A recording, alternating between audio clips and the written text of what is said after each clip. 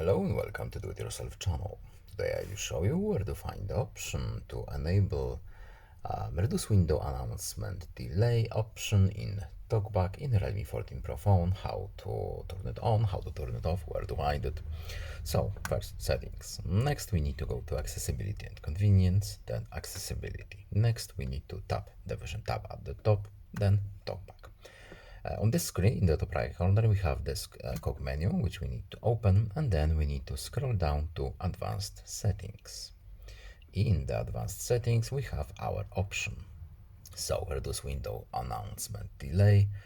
It's a simple on or off switch, so now the option is on, and now the option is off. Pretty simple. There are no hidden menus nor other options there. And that's all. I hope this video is helpful to you. Please leave a like and subscribe. Have a nice day and see you in the next video. Goodbye.